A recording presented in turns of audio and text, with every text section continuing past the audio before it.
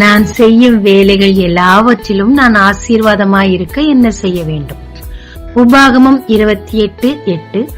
கர்த்தர் உன் களஞ்சியங்களிலும் நீ கையிடும் எல்லா வேலையிலும் உனக்கு ஆசீர்வாதம் கட்டளையிடுவார்.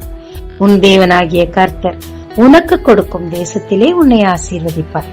நிபந்தனை வசனம் 9.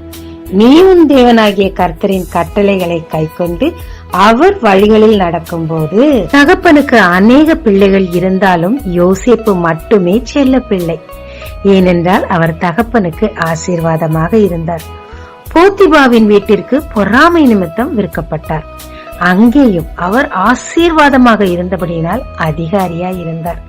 மனைவியின் வீண் பழி நிமித்தமாக சிறைச்சாலைக்கு சென்றார். அங்கே அவர் தன் நியாயத்திற்காக போராடவில்லை, எல்லோருக்கும் நன்மை செய்தார். எனவே தயவு பெற்று அங்கேயும் ஆசீர்வாதமாய் இருந்தார். அங்கிருந்து நேரடியாக அரண்மனைக்கு சென்ற போதிலும் அதிக விவேகத்தோடு நடந்து கொண்டார். அவர் கையிடும் காரியங்களை தேவன் ஆசீர்வதித்ததினால் இந்த நாட்டிற்கு மட்டுமல்ல உலகிற்கே ஆசீர்வாதமாயிருந்தார். அது மட்டுமல்ல, தனக்கு துரோகம் செய்த தன் சொந்த சகோதரர்களுக்கே அவர் நன்மை செய்து ஆசீர்வாதமாய் மாறி போனார். இப்படியாக யோசேப்பு ஆசீர்வதிக்கப்பட காரணம்தான் என்ன? ஒன்று, அவர் தேவனுடைய கற்பனைகளுக்கு மிகவும் பயந்து தேவனுடைய வழிகளில் உத்தமமாய் நடந்தார். இரண்டாவதாக, தீமையை நன்மையினால் வெல்லு என்ற ஃபார்முலாவை பின்பற்றினார். அதை செய்தும் காட்டினார்.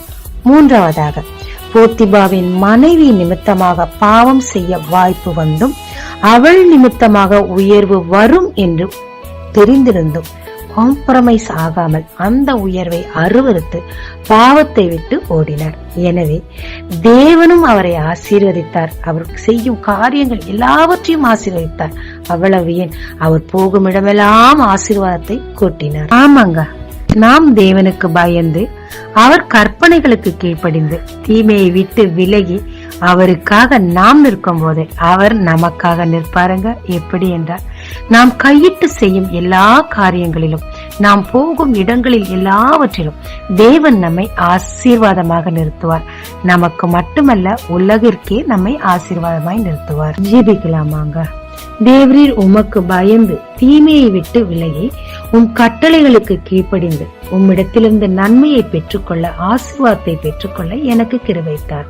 என் கைகளின் கிரியைகளை ஆசீர்வதிப்பீராக.